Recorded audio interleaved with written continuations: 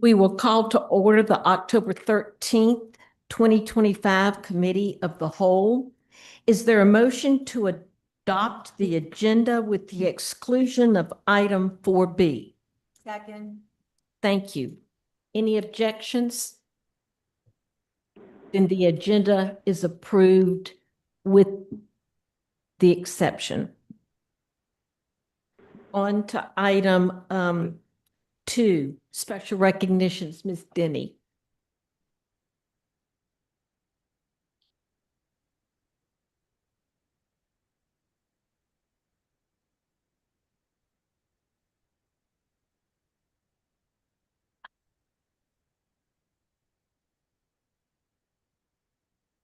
It's got the orange.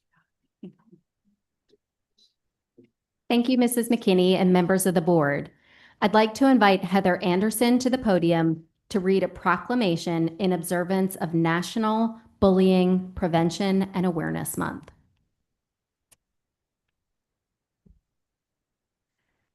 Good evening, board members, CCSD leadership, and other guests. My name is Heather Anderson, and I'm a school counselor and have the privilege of serving as the Director of School Counseling for our district. I am honored to present this resolution recognizing October 2025 as National Bullying Prevention and Awareness Month in Charleston County School District. Whereas the Charleston County School District believes every student deserves to learn and thrive in an environment that is safe, caring, inclusive, and free from bullying, harassment, or intimidation. Whereas National Bullying Prevention and Awareness Month, observed each October, unites our schools, families, and communities in raising awareness, promoting kindness, and taking action to prevent bullying. And whereas Charleston County School District's comprehensive bullying prevention protocol toolkit establishes consistent district-wide procedures for education, preventing, reporting, and intervention, ensuring that every concern is taken seriously and addressed promptly. Whereas CCSD's approach emphasizes education and prevention through positive school climate initiatives that promote empathy, respect, and a sense of belonging for all students. And whereas the district's plan is informed, culturally responsive, and developed with input from students, families, and staff to ensure equity, access, and safety across all of our schools. Whereas CCSD remains committed to fostering a culture of compassion and accountability through education, prevention, and early intervention, that all students feel seen, supportive, and safe. Now, therefore, may it be resolved that CCSD's Board of Trustees recognizes October 2025 as National Bullying and Prevention and Awareness Month and encourages all schools to continue implementing inclusive, evidence-based practices that strengthens relationships and ensures a safe learning environment for every student. Thank you.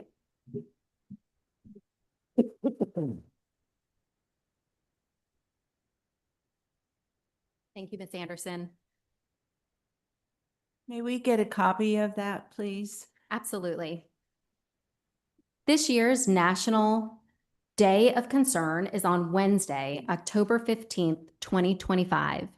The initiative is part of our ongoing efforts to prevent youth violence, raise awareness, and empower students to take a stand for peace. The Department of School Support Team has planned several activities for students to acknowledge the day on October 15th. They'll have students wearing orange to show their support.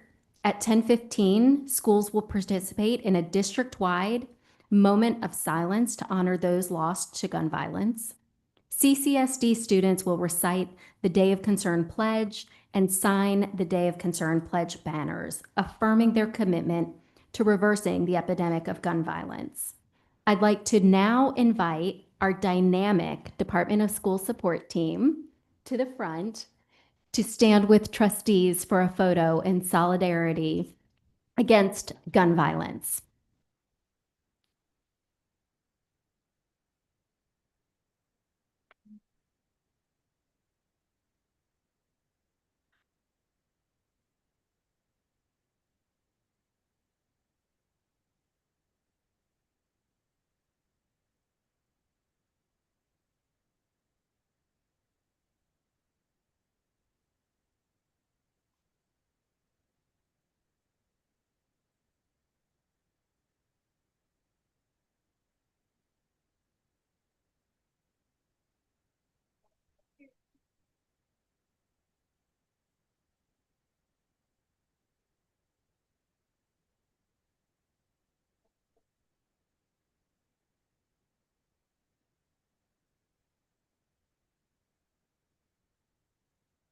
Trustees, the DOS team brought shirts for you to wear on Wednesday. They should be at your desks. Thanks, Miss Watley.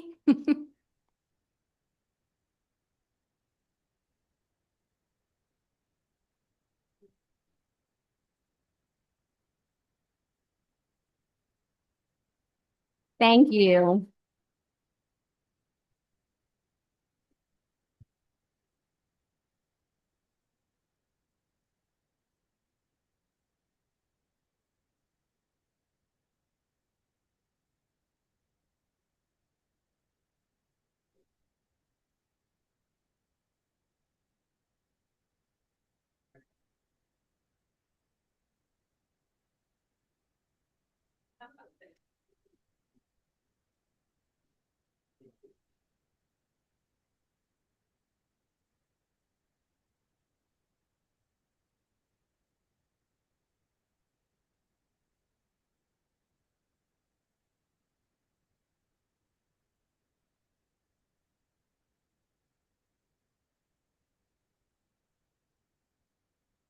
How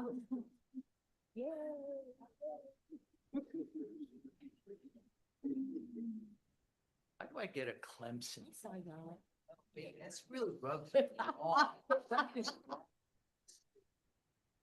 We have several members of our nutrition services team here tonight. I'd like them to be recognized for National School Lunch Week of 2025. It's being celebrated this week from October 13th to the 17th. The official theme for the 2025 National School Lunch Week is Taste the World, your school lunch passport, which encourages students to explore global cuisines through special menus, decorations, and activities.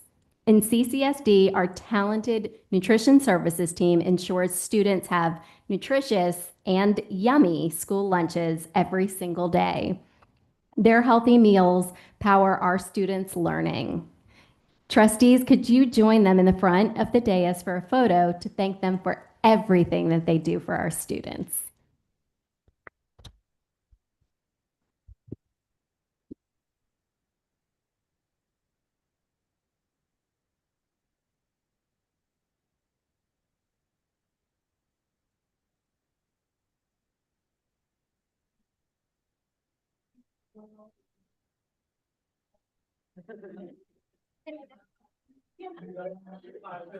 Lemon meringue pie.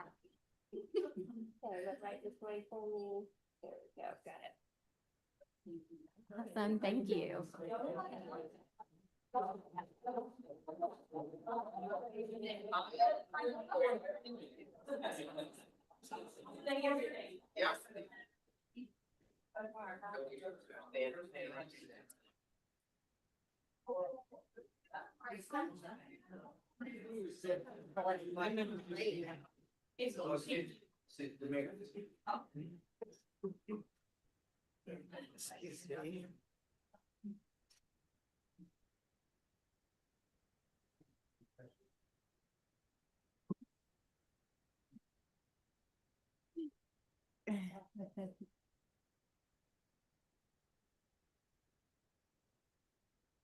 So we're honored to recognize tonight the 2025 Operations Division Employee of the Year, Jamie Simpson, Nutrition Services Manager at Lucy Beckham High School.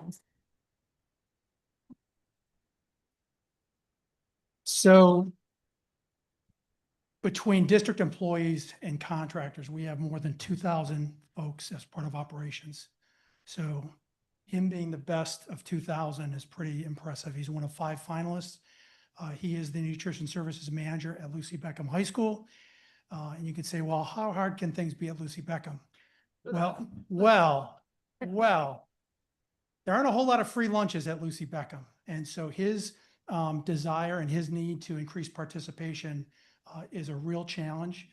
This past year, he and his team served more than 12,000 breakfasts, more than 64,000 lunches for the year. That's an impressive number in itself, but that's a 17% increase of lunch and a 26% increase in breakfast from the previous year. What he has done out there has been nothing short of incredible. This past year, he was recognized with the Spirit of the Bengal Award. That is the award given to one employee voted on by the students.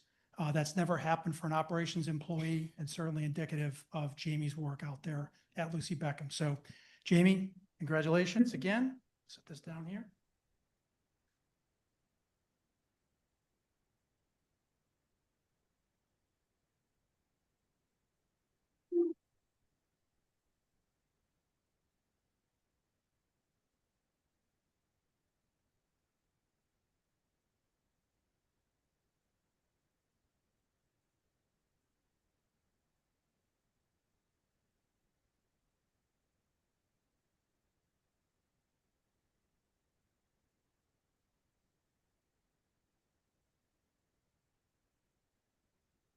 It's my honor to call Miss Michelle Mustaine to the podium to present the 212 Award for tonight.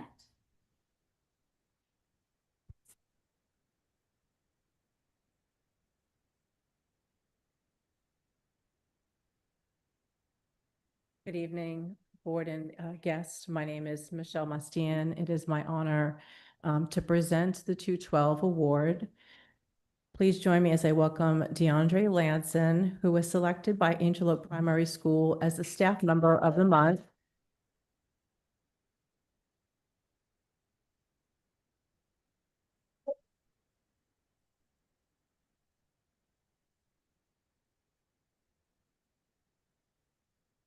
I'm going to tell you a little bit about DeAndre's award. It says DeAndre has gone above and beyond to serve our students in the cafeteria. He has taken pride in the mobile serving cart that has allowed our breakfast line to move quickly and students to be served more efficiently.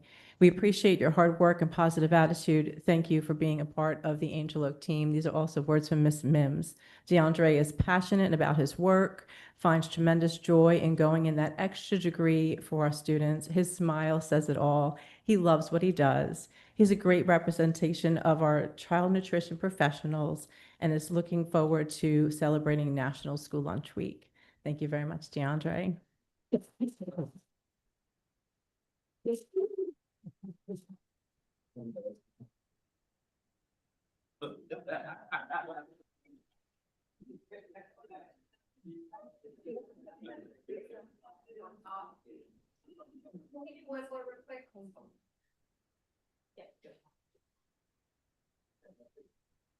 Perfect. Okay, there we go. Got it. Congratulations.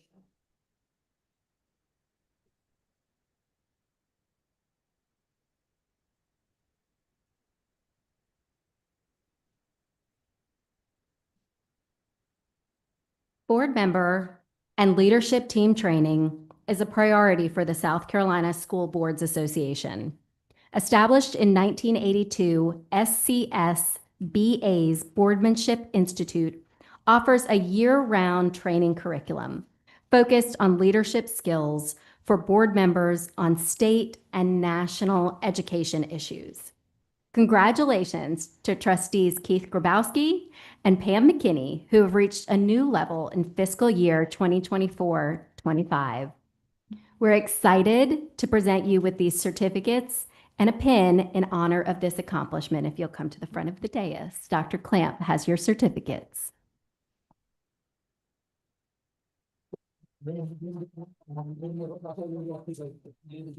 Next year.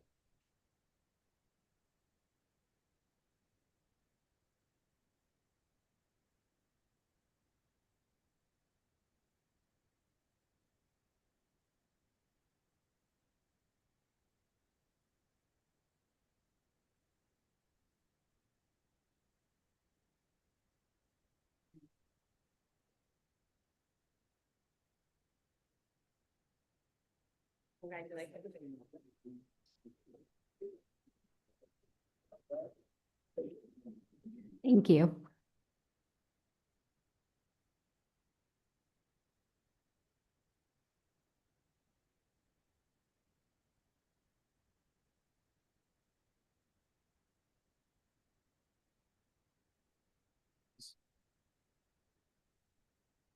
Ms. Watley, item 3, audit and finance.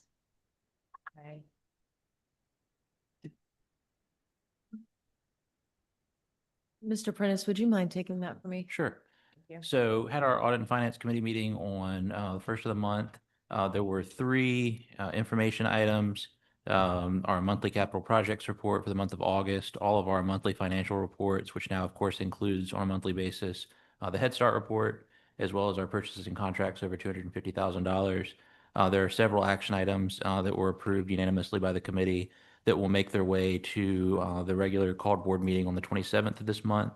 And then there's one item that's time sensitive that will be on a special called meeting this evening after the committee of the whole adjourns regarding Head Start procedures.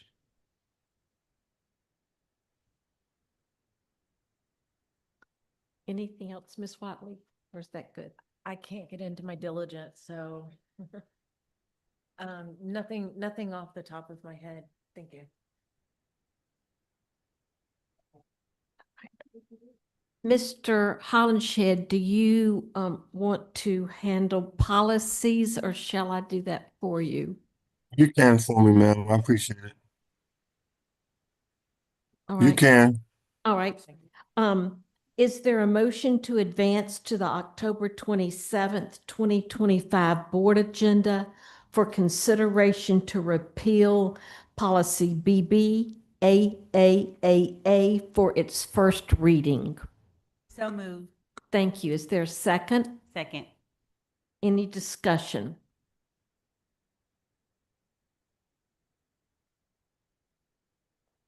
All in favor say aye. Aye. Any opposed? Thank you, Ms. Lieber. Any opposed?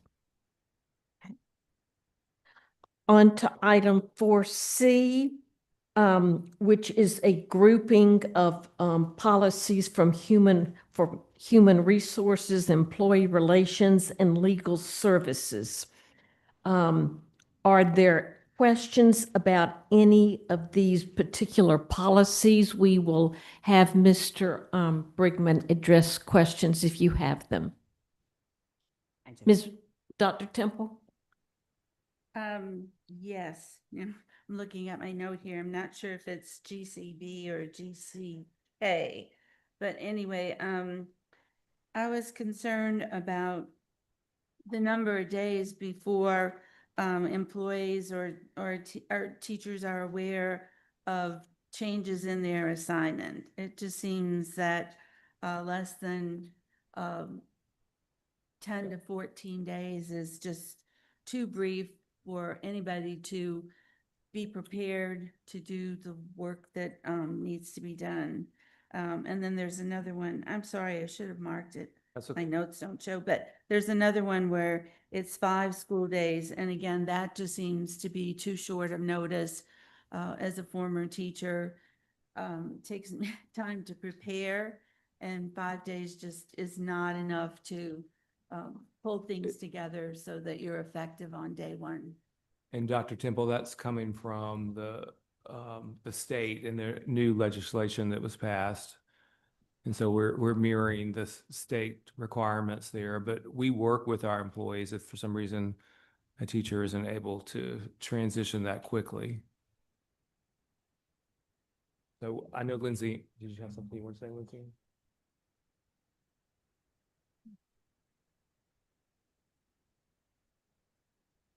Yes, the new Educator Assistance Act that was passed by the General Assembly this year created those 2 timelines that you're referring to. The first one, I think, is that this teachers have to be notified at least 14 days before the student's return of their placement for the year. And then if they're going to be transferred during the year, they have to be given 5 days notice. That we didn't have in our policy any minimum limit like that. So we are mirroring, as Mr. Brigman just said, we're mirroring the state's new legislation on that, but certainly would hope to have information to teachers long before that for the 14 days, and then to give them more than 5 days before a transfer if possible. So is it possible for CCSD to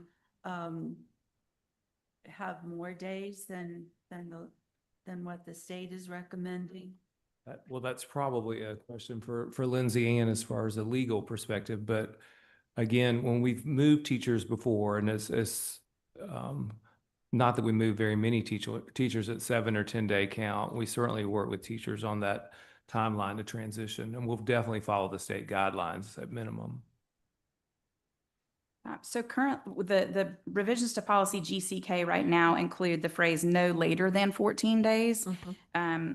And then I believe a similar wording in the transfer policy for the 5 days. I believe it says no less than 5 days. Oh, excuse me, it's right there. At least 5 days, right? So they both say no later than 14 days and then at least 5 school days to make sure that we're at least meeting the minimum requirement. So does that answer your question? Is if we are restricted to state guidelines? And maybe, So I don't think I did answer the question directly. I apologize. So the board could choose to have a lengthier notification requirement. I don't know. I don't know that Charleston has necessarily had an issue with this late notification issue. I know that other districts around the state did. You know, it's up to the will of the board if that's something you would like. I don't know. It's legal. I don't know how feasible it is. And I don't know, especially for the 5-day transfers. Mr. Brigman may have more input on that piece. Yes, when this came about at the state level, it really didn't seem to impact Charleston as much. We've really not had a lot of issues, as I recall, over the decades when we transfer a teacher. We definitely, when we issue contracts, you know, in the spring, the location is on the contract. If there is a change prior to the start of school, we definitely address this as quickly as possible. I don't know of can't think of any teachers that have really come forward with concerns about that, and working with some of the groups like with the Jody Stallings leads and Patrick Martin. When this came about, we had some conversations about it, and I mean, it really hasn't impacted Charleston very much over the years. I guess I would just say, you know, let's be open that if it is an issue for teachers and staff, that we're aware and flexible enough to adjust it. And I feel like we always have been, Dr. Temple, especially in our elementary schools. If we need to move a teacher, sometimes it can be disruptive and children are used to the teacher. So we try to handle it as carefully as we can with that transition. But at some point in time, apparently the state has decided to put some guidelines in place, because I have heard that some school districts have handled it not quite the same. And I guess the other concern that I have is that sometimes we have someone within a school that then gets transferred to a central staff position. And that always troubles me when it's within the semester. It would seem like having that happen at the end of a semester would be better for the children in the school situation. I think Superintendent Huggins would agree with you on that. She also, if for some reason, many of us know if there's a vacancy that pops up, the first question she asked me is who in central office is certified and can go to that classroom. So I know that she feels that we need to have certified folks in classrooms at all times. Ms. Roberson had a question. Yes. Mr. Brigman, my question is with policy GCNA. In the red line that says that a principal may require a teacher to change the subject area that they are teaching, aligned with their teacher certification to support the mission of improving student outcomes. That makes me a little nervous because some teachers they're certified in more than one area. So if they are hired to teach English, but they also have a certification in music, they want to teach English, but the principal may have a need for music. How is that, and they don't want to teach music? So, In most of those cases, we may have a situation, let's say, where the principal lost the English allocation. okay, And maybe they have a music allocation and they approach the teacher and would like for them to stay at their school, so they offer this opportunity. For some reason, if the teacher really wants to teach English and we start to look at the overall, how many English teachers are there, we might go through a process.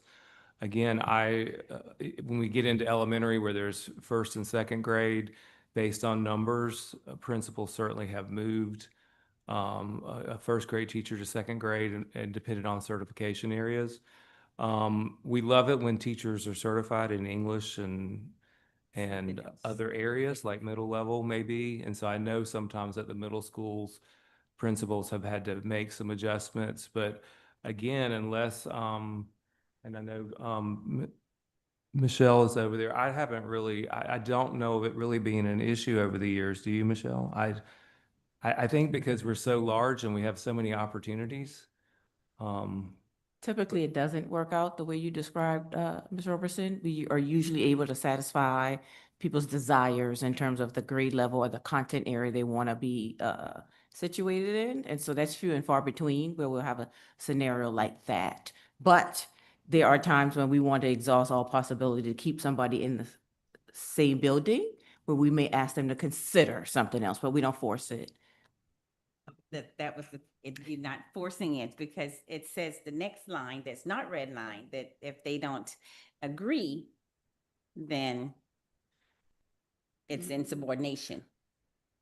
It usually doesn't get that far, Ms. Roberson. Okay. That's what I'm saying. I've never, in my 28 years, had somebody be written up for insubordination because they didn't want an assignment. They didn't want to Change change assignment. it, right? Yeah. Okay. Right. But it really tends to be more at the elementary school level. And Mrs. Simmons, of course, was an elementary principal. She knows, she's experienced when we needed to move teachers within maybe, her building at the time.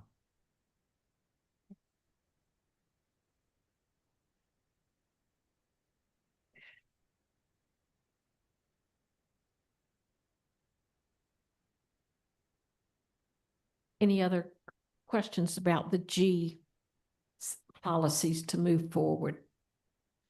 I don't have a question, but I have a statement. Working in CCSDC for the past, 16, 17 years, I've noticed that in my school where I was, if a teacher or an assistant or someone had an issue with transferring or being transferred someplace else, the district has always been helpful. They've always sought the need of the teacher or the staff member first and gave them a choice. But if they really had to move, then they put them someplace that they know that they would be able to strive and do what's best for the kids. Thank you. Anything else with the G policies?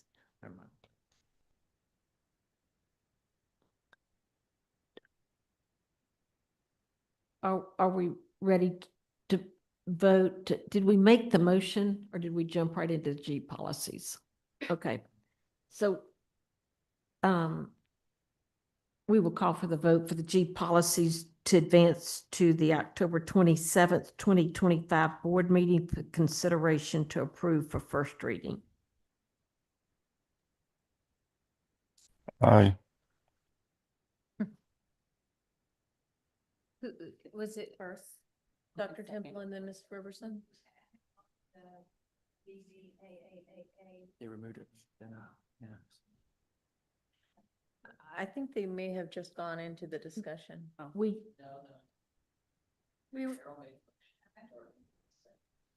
I think we went into the discussion, but we didn't get a second. You said moving on to C. And then you Well, read it out. And so do I have a Well, you motion? can use this again. so the motion made by Dr. Temple, second by Ms. Roberson.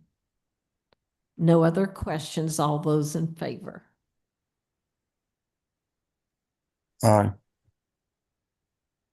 Aye. Thank you.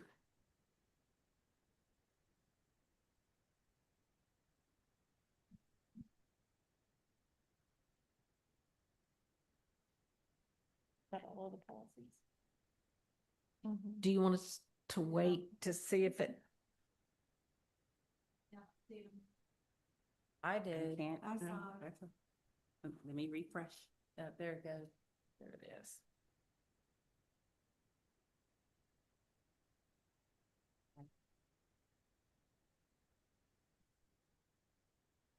And the motion carries.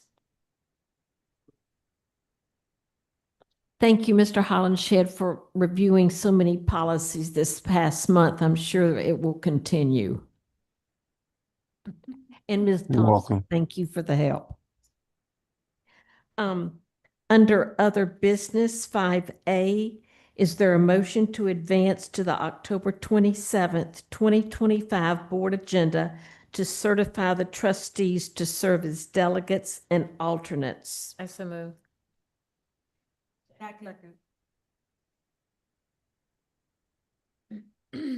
Any discussion? No questions, then we'll call for the vote.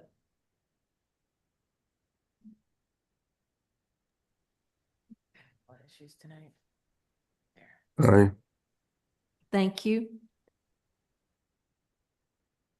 Ms. Lieber? I also did it on the system, so I Oh, don't know if you're thank seeing you. that. Even better. Mhm. Okay, and the motion carries. So moving on to item 5B.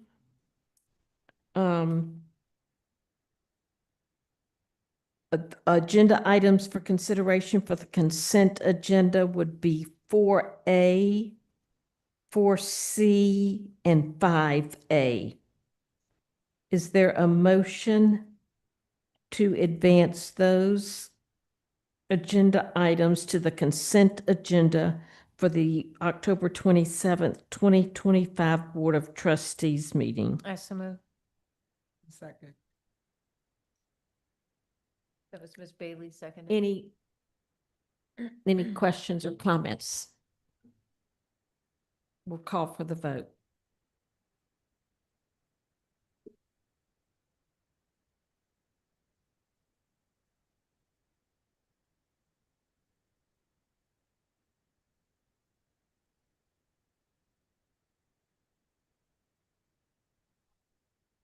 Mr. Holland? Mr. Hollenshed, are you voting? Yes, ma'am, yay. Okay, yay. I voted. All right, let me refresh and vote again.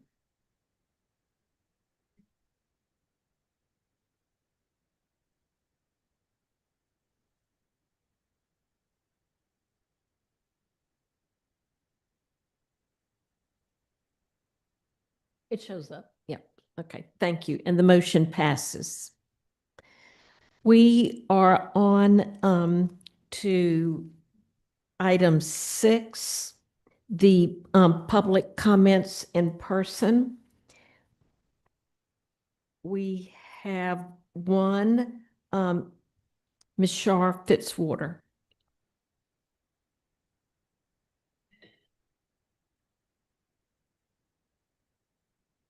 Thank you. Good evening. I'm Shar Fitzwater. My comments are about the public comment at the CAL and financial reporting.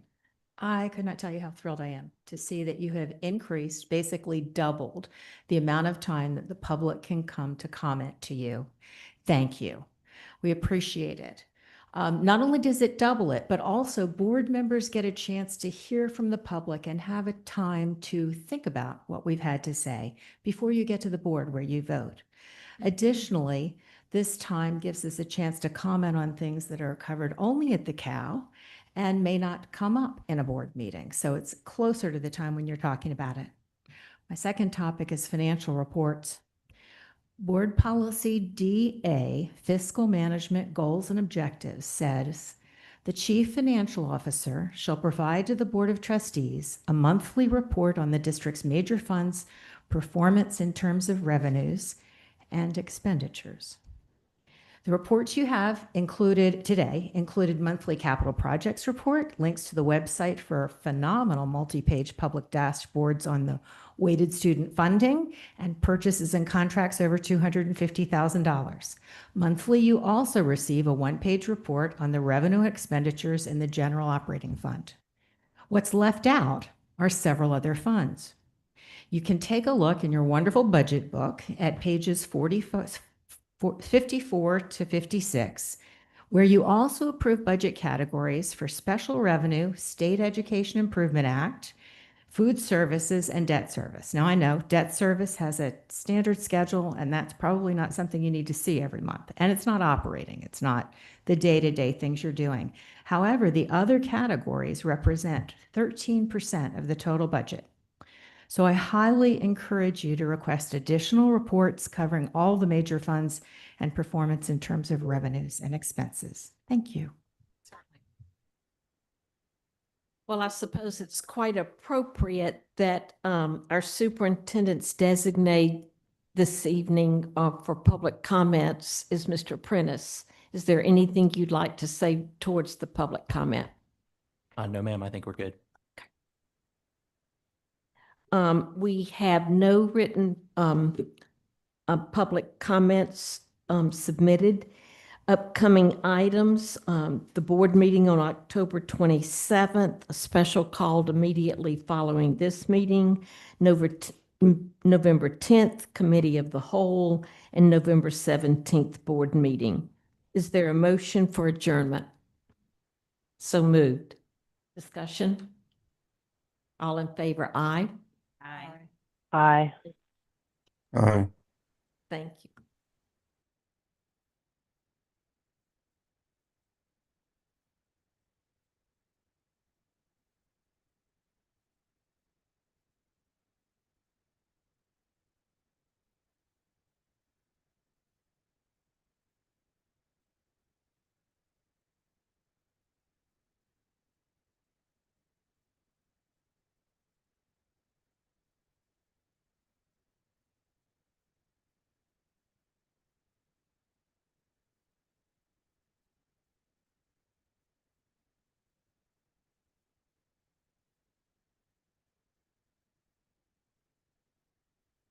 Call the October 13th, 2025 special called meeting to order.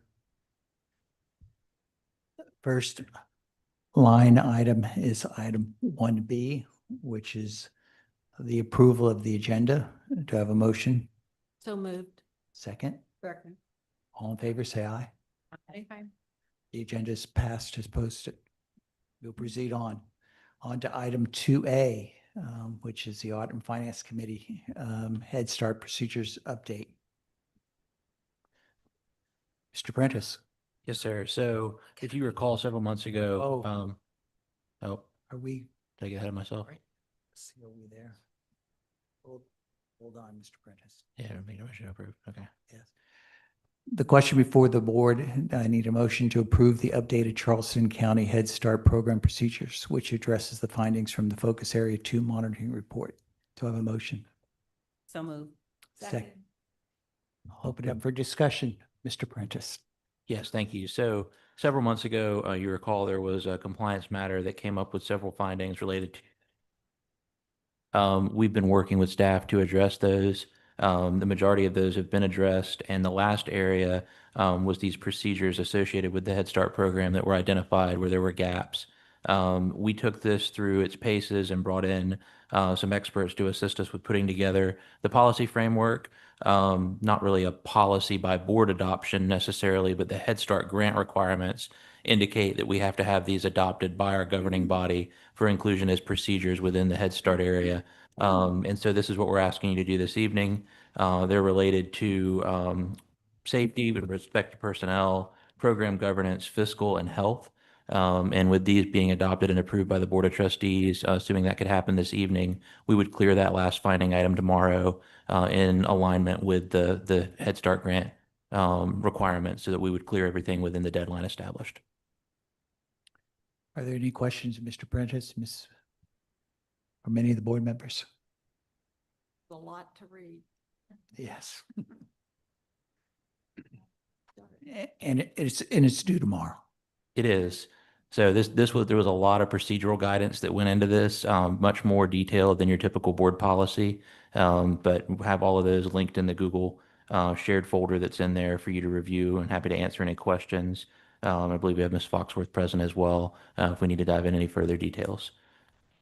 But we have, just for clarification, the partner that we work with for administering the grant, those reviewed those as well. So we have an indicator that, assuming adoption occurs by the board, that everything will be approved as submitted. So there's not going to be any further back and forth. Ms. Foxworth, do you have anything to add? I like to hear that. Any other further discussion for any board members? Mr. Hollingsted, Ms. Lieber? No. I'm good. I just wanted to say that Ms. Bailey? Ms. Foxworth and her team, they have done an outstanding job. I've been working with them throughout the past couple of months, and they've done an excellent job. I was proud to be a part of it.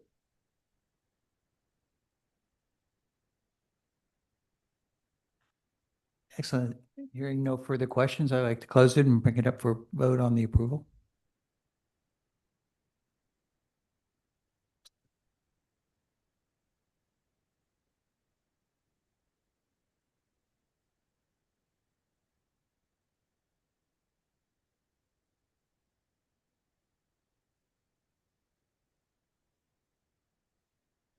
All in favor, say aye. Any opposed? Hearing none, motion passes. On to my favorite item. Mr. Gillespie, before you close this out, I just wanted to make a comment that we didn't mention the next audit and finance meeting, which is on November the 4th, or sorry, November the 5th. It's good to know. For this meeting, do we have a motion to adjourn? So moved. We are adjourned. I'm in denial. Wow, that's amazing.